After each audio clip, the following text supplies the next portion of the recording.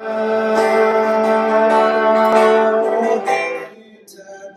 sais que ma vie est en toi.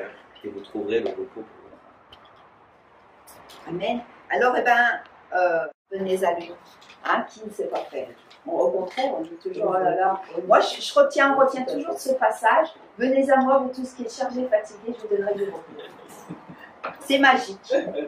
On se dit, ça y est, on se décharge, c'est bien, c'est magique. Mais, Une contrepartie. voilà, quand même, hein, il est quand même dit aussi, prenez mon joug sur vous et recevez mes instructions, car je suis doux et humble de cœur. Alors là, on se dit, tiens, donc apparemment, il faut quand même, pour recevoir sa paix, pour être déchargé, c'est pas que venir vers lui. Et donc, on va développer un peu ça, mais ça ne sera pas une prédication de 3 heures. Donc, le joug. Alors, qu'est-ce que c'est un joug? Est-ce que vous savez déjà dans l'état naturel ce que c'est un joug? Oui. Alors, c'est quoi? Parce que les bœufs avaient avant porté, ils avaient au-dessus de leur cou, là, qui pesait énormément. Voilà, c'est ça. Et qui portaient, ça les aidait en fait à porter, à traîner les charrues, ou les seaux qu'on mettait. Ouais, ou le chinois avec le truc là. C'est un poids. Ouais, pour pas que le poids de la charrue elle soit porté sur le cou, parce que s'ils étaient portés sur le cou, ça tirerait sur la respiration de l'animal. Donc on mettait une pièce de bois qui pouvait contenir 2 bœufs ou un bœuf, 2 bœufs en général, et donc du coup il appuyait sur les épaules et donc ça donnait beaucoup plus de force à l'animal pour tirer la charrue. Ouais. Et du coup, c'est un peu l'image d'une soumission, hein, d'un esclavage, de dépendance, d'un fardeau, on nous met. Et en plus, moi, ce que je peux remarquer, c'est qu'on choisissait deux animaux pareils. On ne mettait pas un cheval avec un bœuf. Parce qu'en fait, il fallait qu'ils aillent de la même ouais. Il fallait qu'ils soient à peu près pareils. Il ne fallait pas un maigre et un gros, parce qu'ils étaient quand même prédécoupés. Donc, on voit quand même un fardeau, il était partagé. Il était porté deux personnes en accord, on va dire, qui se ressemblaient, quoi, qui portaient. Alors, bon, ça, c'est le côté naturel. Est-ce qu'on peut dire encore d'autres choses sur le joug? Est-ce que... Le fardeau, un poids, c'est quelque chose qui fait mal, enfin, c'est un joug, pour moi, c'est ça. Voilà. On va le voir, c'est son poids. Bon, alors, là, c'est le côté naturel. Côté spirituel, pourquoi Jésus donc donne cet exemple de joug? Donc, il faut bien se dire qu'à cette époque-là, Jésus parlait à des Juifs. Parce que Matthieu, lui, l'évangile de Matthieu s'adresse à des Juifs. Donc, Matthieu ne fait rien, il ne dit rien sans pouvoir employer les Écritures. Et donc, qu'est-ce que ça peut être le joug spirituel de l'époque? Quand Jésus, il dit, il parle, Jésus, il donnait que, on a l'impression qu'il était agriculteur, Jésus. Il parle que des exemples de terre, de semences, c'est vrai, hein, de choses naturelles, pour pouvoir donner des exemples et des paraboles. Tu as l'impression, parce qu'en fait, quand il leur parlait de choses de la terre, agriculture ou de la nature, eh bien tout de suite ça avait du sens pour eux. Hein, c'est comme si tu parles à un menuisier, tu vas parler du bois, tout de suite il va comprendre le bois, machin, oui c'est vrai, cet arbre et tout. Tu vas donner des exemples au niveau pâtisserie, un pâtissier va tout de suite comprendre et tu vas l'assembler avec quelque chose de spirituel. Toi par exemple Xavier hier qui parle avec le gars, il lui dit bah oui, comment tu as dit, on est tous des...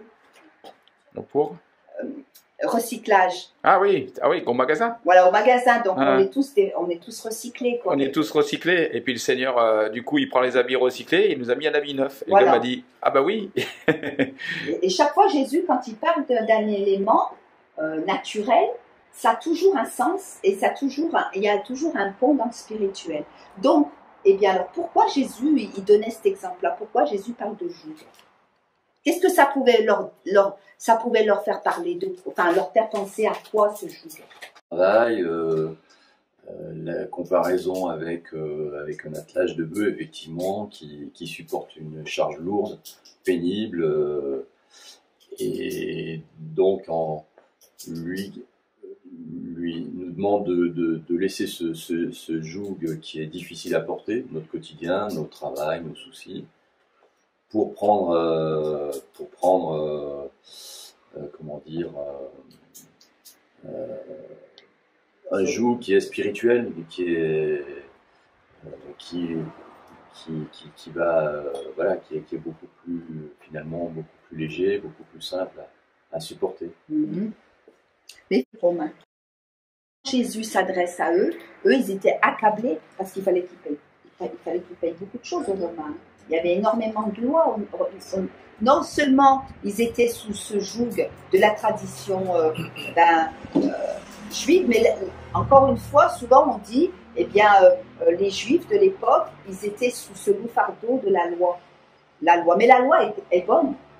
La loi est de Dieu.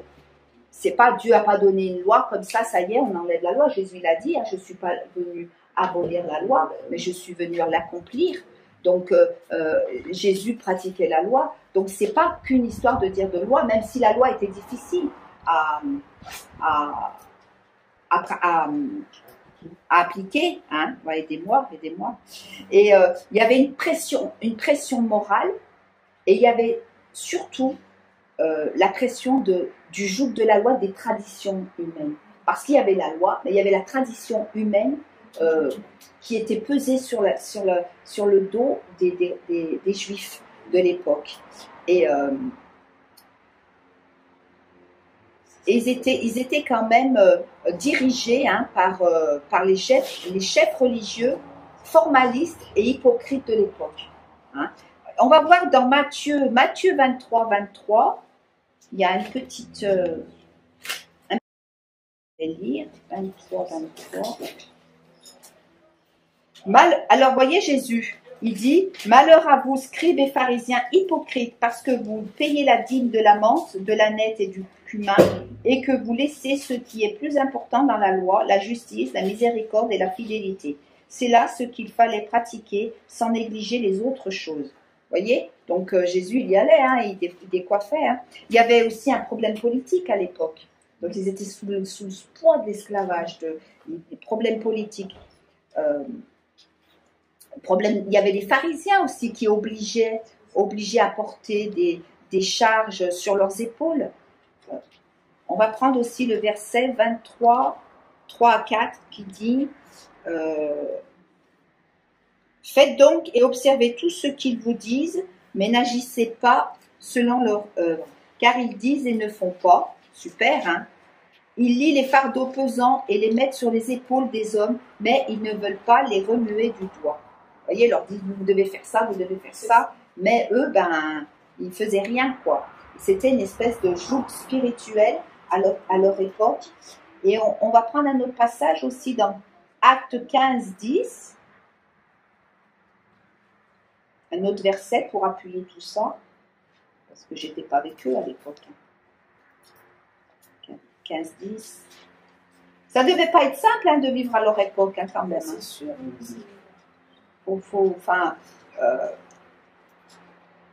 Quand on lit la parole, il faut voir le contexte. Hein. Donc, Acte 15, 10 qui dit « Maintenant donc, pourquoi tentez-vous Dieu en mettant sur les coups des disciples un joug que ni nos pères, ni nous n'avons pu porter. Non, ni vos pères, ni nous n'avons pu porter. Mais c'est par la grâce du Seigneur Jésus que nous croyons être sauvés de la même manière que. Vous voyez, donc c'était un joug. Et il disait, donc il savait quand il parlait de ça, Jésus. Hein. Vous pouvez m'interrompre là au verset 29. Sur Matthieu. Ouais, sur Matthieu 11, toujours on revient à notre passage 11. J'ai pas pris mes lunettes, alors c'est bien. Matthieu 11, 29, qui dit, donc prenez mon joug sur vous, hein, donc alors. Moi j'ai deux traductions qui sont très, très parlantes. Donc, il y en a une, c'est du grec à l'hébreu, traduit du grec à l'hébreu, qui dit « Venez à moi, vous tous qui travaillez avec peine et êtes chargés, je vous aiderai à porter votre joug. » Donc, vous voyez, il y a un joug. Prenez mon joug pour être votre joug et apprenez de moi et reconnaissez que je suis la reprise et que je suis la réponse et que je suis appropriée. J'ai le cœur pur et découvrez juste la paix pour vos âmes et mon fardeau léger. Et la traduction Chouraki qui dit « Venez à moi, vous tous les fatigués, les surmenés, je vous donnerai le repos. Prenez sur vous mon joug, apprenez de moi, que je suis humilié et petit de cœur. Vous trouverez le réconfort pour vos âmes. Oui, mon joug est utile et mon fardeau est léger. » Et en grec, ça donne en grec, et ça, je trouve ça aussi très parlant. « Et moi, je vous reposerai et vous apporterai du repos pour vos âmes. » Vous voyez? Donc, il y a vraiment un sens de « et moi, je vous reposerai ». Comme et vous recevrez ma paix. Donc, dans Jean 14, 27, qui dit « Je vous laisse ma paix, pas comme le monde peut la donner. » Mais vous savez, quand Jésus dit, quand il parle des fardeaux, eh bien Jésus, encore une fois, il cite les Écritures. Dans Jérémie 6, 16, on peut le prendre ce passage, parce que c'est intéressant, on a l'impression que c'est pour nous, mais Jésus, il prêche, il prêche les Écritures à chaque fois. Donc Jérémie 6, 16,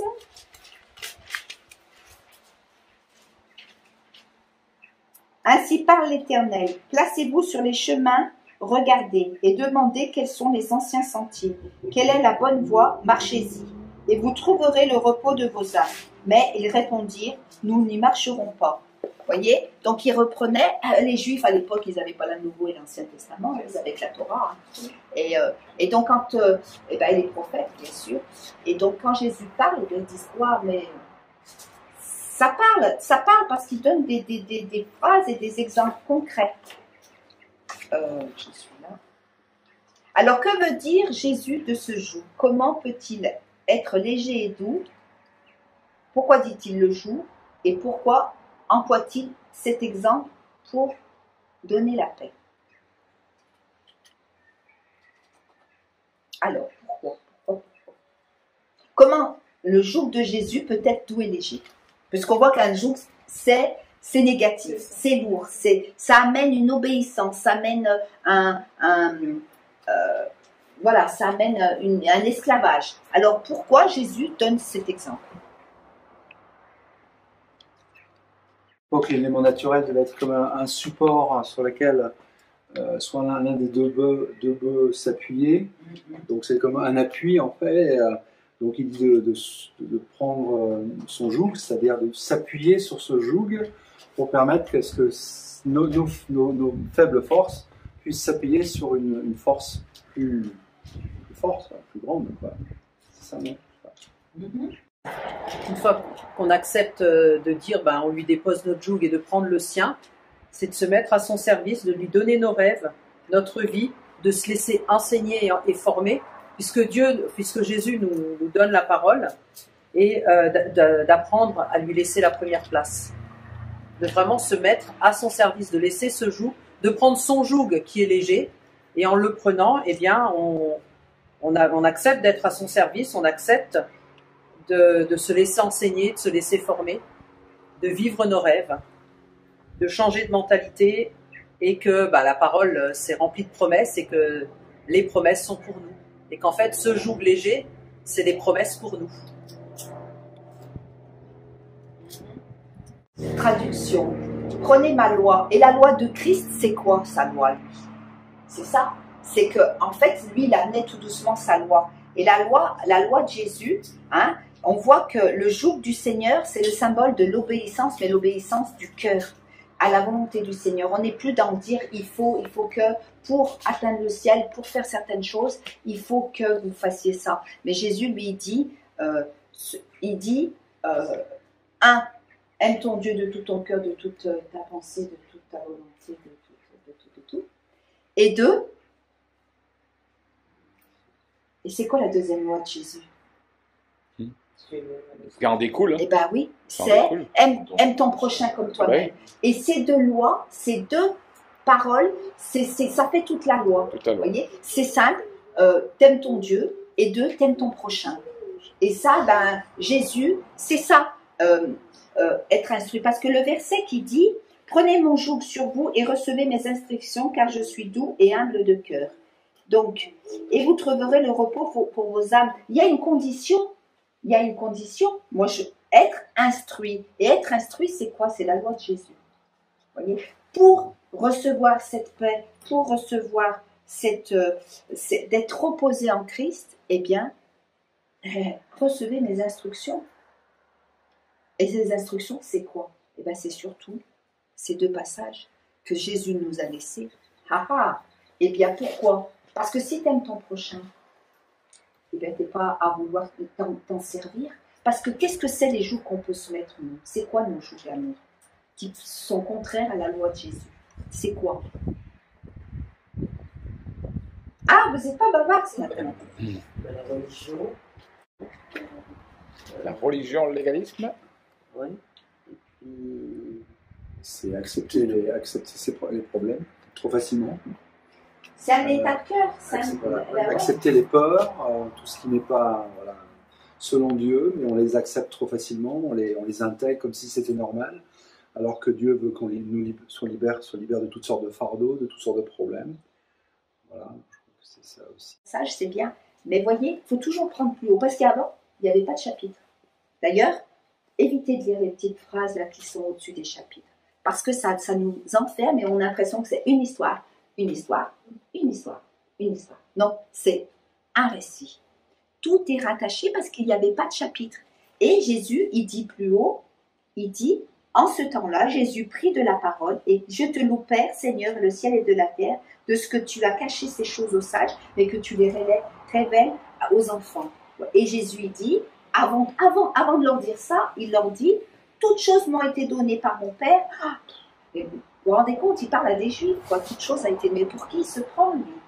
Vous vous vous rendez compte?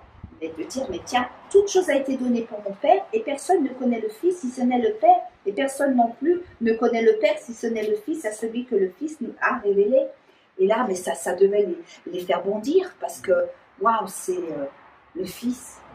Et après, il dit, venez à moi, vous tous. Mais, waouh, mais on attend le Messie. Mais oui, le Messie, le vrai, celui qui va sauver, il va nous sauver. Pas celui qui donne une loi ou l'amour, la compassion, aime ton prochain, passe après, élève celui qui est en face de toi au lieu, abaisse-toi, et dis, mais c'est quoi ces lois? C'est ça la loi de Jésus. Et alors, tu auras du repos. Et, ouais. Et qu'est-ce qui fait qu'on n'a pas du repos? Moi, j'ai lu plusieurs choses. C'est la performance. On veut toujours prouver. Et spirituellement aussi. Parfois, on veut plaire à l'homme de Dieu, on veut plaire à l'église, on veut plaire au pasteur, on veut plaire au service, à l'œuvre. Et on se dit, ben, nos performances, et on se met sous un joug qu'on n'arrive pas à porter. Parce que la société l'impose aussi ça d'être le meilleur. D'être le meilleur. Et le problème, c'est de se laisser prendre. Et de se laisser prendre, c'est comme dans son travail. Moi, je vais leur prouver que je suis le meilleur. Moi, ils ne veulent pas me donner cette place. Moi, je vais leur prouver. Moi, ils m'ont machin. Moi, je vais leur prouver que je suis le meilleur. Et tu vas te mettre un joug sur toi. Tu vas ramer. Mais ça, c'est pas la loi de Jésus. Puisque Jésus dit tout le contraire. Recevez mes instructions. Recevez mes instructions. Car je suis doux et humble de cœur. Et vous trouverez le repos pour vos âmes. Il y a quand même un mystère dans ça. Il y a quand même, moi je sais pas, tout est dit. Le non pardon, la lutte, tout ce qu'on va essayer de prouver par nous-mêmes, on va se battre, on va dire non, tu vois, on m'a attaqué, mais je vais faire ça, je vais essayer ça. Mais ça mène pas le repos. C'est des fardeaux que tu mets sur tes épaules, c'est des choses que tu mets. Parce que tu vas vouloir prouver, parce que tu vas vouloir faire, parce que tu vas vouloir dire je vais être excellent, je veux. C'est comme ceux de nos amis juifs là, qui se mettaient sous un joug de la perfection, vous voyez, comme les pharisiens se chargeaient d'un joug à l'époque. Jésus dit, ben non, il y a vraiment un secret dans le fait de recevoir cette paix, de recevoir ce fardeau, ce joug. La loi, c'est la loi de Jésus qui dit tu aimeras ton Dieu de tout ton cœur, de toute ton âme, de toute ta pensée, c'est le plus grand des commandements. Et voici le second, qui lui est semblable, tu aimeras ton prochain comme toi-même. Là sont toute la loi, là est toute la loi, dans ça. Et c'est vrai que tu es tranquille, quoi. Tu te dis, bah, l'orgueil, pourquoi faire? Bah, c'est surtout les hommes qui sont un petit peu plus orgueilleux. Non, mais c'est vrai, hein. Plus à vouloir prouver, plus à vouloir... Il y a des femmes, alors les femmes, ouais, mais Attention, c'est je n'ai pas dit que tout milieu de femmes, mais il y a des femmes entre elles qui veulent se prouver qu'elles comment dire, elles peuvent mieux arriver que l'autre, et là il y a l'orgueil qui prend le dessus, hein, qui pas forcément parce que c'est un milieu d'hommes pour prouver, peut-être dans l'armée, comme beaucoup de femmes ont dû prouver leur autorité, même les femmes entre elles, voilà, il faut que je montre que je sois meilleure pour avoir la place de DRH, la place du bras droit. Et je vais écraser tout le monde. Et voilà. Donc, et ça va faire plaisir. Là. Plaire, vouloir qu'on te remarque, vouloir une place, vouloir, même spirituel. Hein. Eh bien, c'est quoi ta motivation? C'est ça ta motivation ou c'est servir les autres? Et là, c'est clair que tu peux avoir du joug, et c'est sûr qu'après, venez à moi, vous tous qui êtes chargés et fatigués, ouais, je vous donnerai du repos, mais c'est pas qu'uniquement venir à Jésus, là. C'est suivre ses instructions, et c'est de marcher avec lui, car lui, il est doux et humble de cœur. Moi, j'aime bien... Vas-y, Philippe. Ouais. Allez-y. Je pense que c'est la prière. Ce qu'il explique là, en fait, c'est la priorité que tu donnes dans les choses, dans ton activité. C'est-à-dire, soit tu es axé que sur du matériel, que sur comment tu vas finir le mois, comment tu vas manger, comment tu vas payer ton loyer, comment tu vas réussir, comment tu vas avoir la plus grosse voiture, ou ta priorité c'est Dieu, et effectivement l'amour de ton prochain, c'est évangéliser les autres, c'est prier pour les autres, c'est donner la parole. Et le fait de choisir cette priorité-là, Jésus te donnera le reste. Il va te permettre, tu n'auras plus besoin de te battre pour garder ton job, tu n'auras plus besoin de te battre forcément pour remplir ton chariot de course.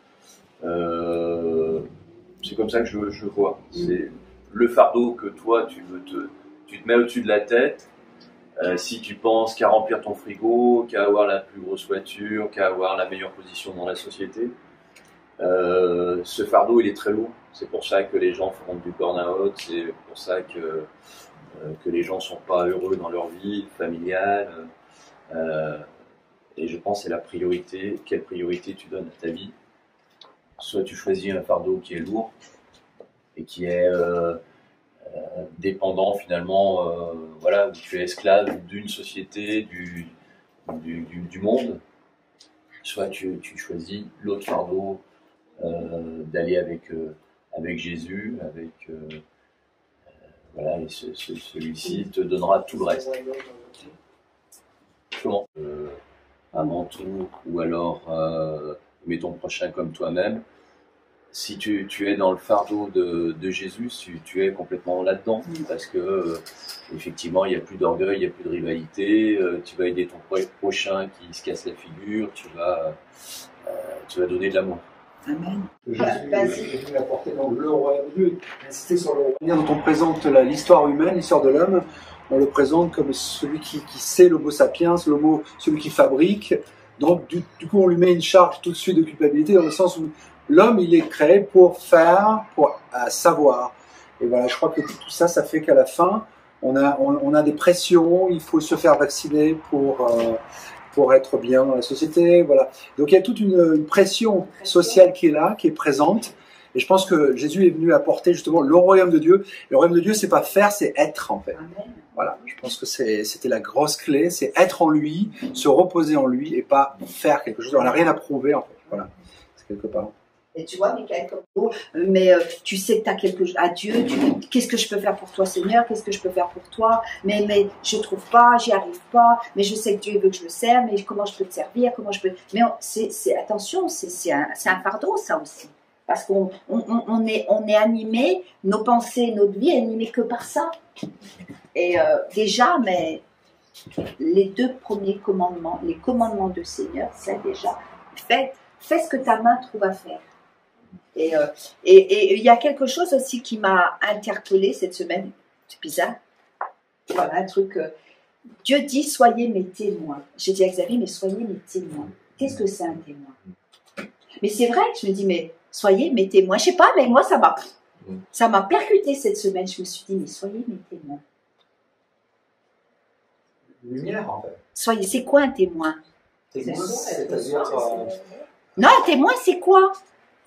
Être soi, montrer qui on est, c'est tout. C'est ce qu'on doit montrer qui est Dieu en nous. Un témoin, c'est un accident. On va venir, voilà, il y a un témoin qui a vu la scène. C'est ça, un témoin. C'est quelqu'un qui va expliquer et qui va dire ce que Jésus est, et ce que Jésus fait, tu vois. C'est ça, un témoin. Si on accepte que Jésus vive en nous, eh ben, on est son témoin. Ouais, on est par notre attitude, tout à fait. de par ce qu'on va dire, de par tout ça.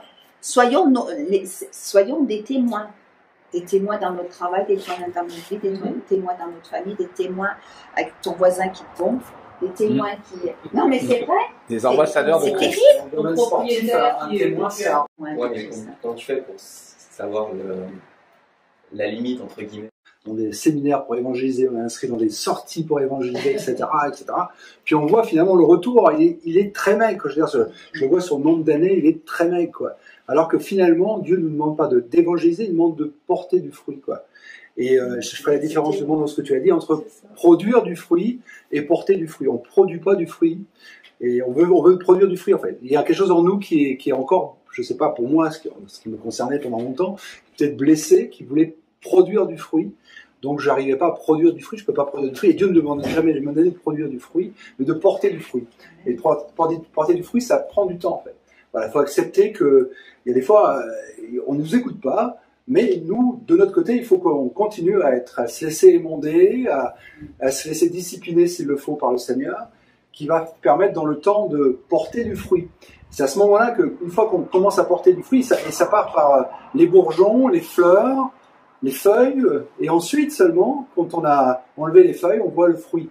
Et je pense qu'il faut juste prendre le temps, être cool, be cool, et se laisser porter par le Seigneur pour à un moment donné qu'on porte du fruit, qu'on se laisse porter le fruit, quoi. Voilà. Je voulais dire autre chose, mais ça m'a échappé. Mais le raisonnement de Dylan, il est humain, hein, on est tous comme ça. Hein.